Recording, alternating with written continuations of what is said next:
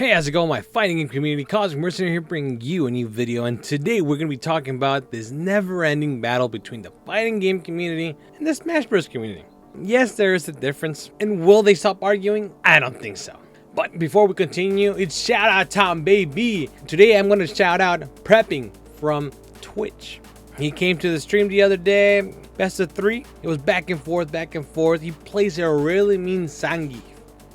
Or is it Zangief? Zangief? Something like that. It was great. It was fantastic. There's a lot of fun and I appreciate him. So thank you for the support. I really appreciate you prepping. Hope to see you soon again. So if you guys want to get a shout out by me, Cosmic Mercenary here, just show up for the live streams every Tuesday and Thursday. Starting time varies now. I'll let you guys know when. Or you could comment down below with a monkey.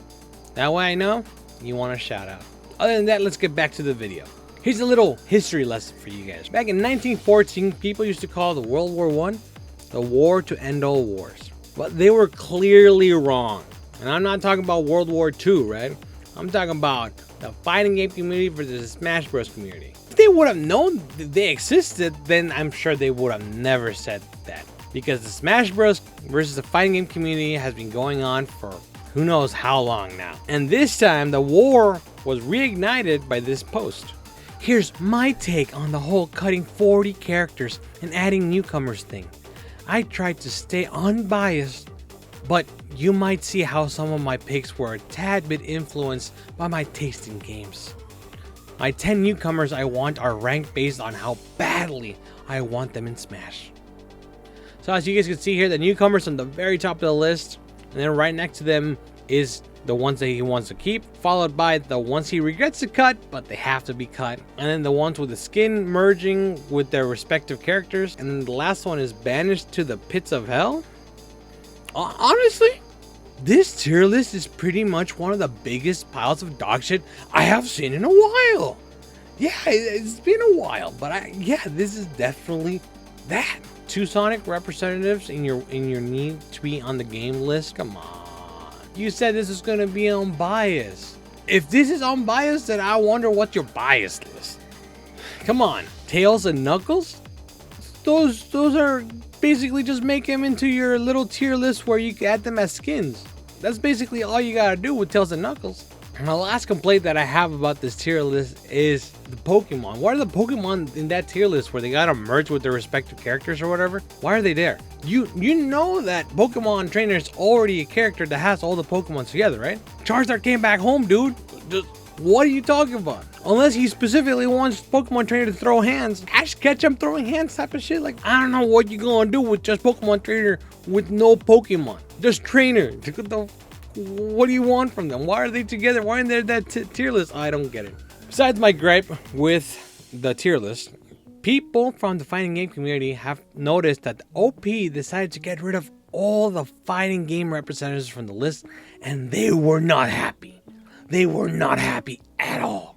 They were responding with posts like this, getting rid of every fighting game rep and adding Head Kid to the roster. I followed up with a video like something like Israel made them do it. It was pretty funny. Or this other post. For a community so desperate to be called a fighting game, a lot of y'all sure hate the fact that the biggest influences of the fighting game genre are in your game. Or this last one over here, I think fighting game characters should be in this fighting game. So brave, I know, very controversial. And then there were other posts like this, just rebuttaling to those posts. Yeah bro, the fighting game and RPG reps are key to gaming history.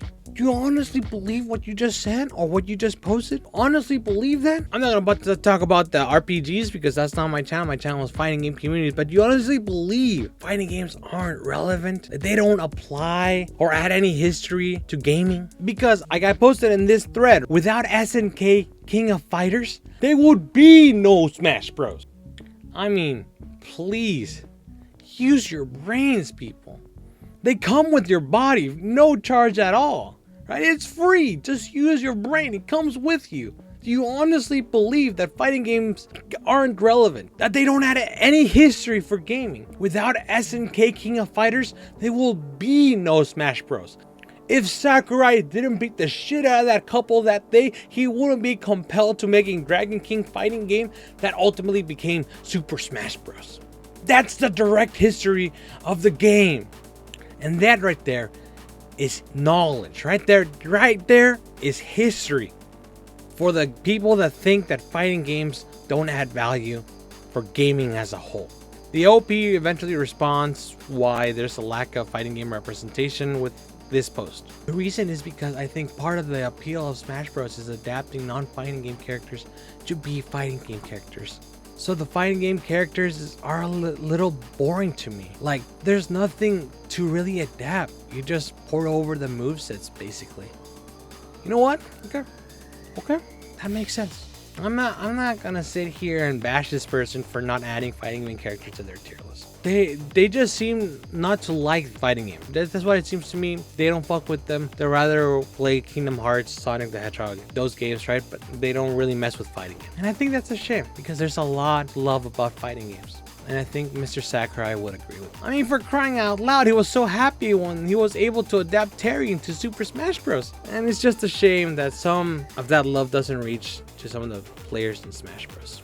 That's how I feel, but what do you guys think though, huh? Let me know down in the comment section. Personally, I would leave Terry for Sakurai and then kick all the other fighters out and add new reps into Smash Bros.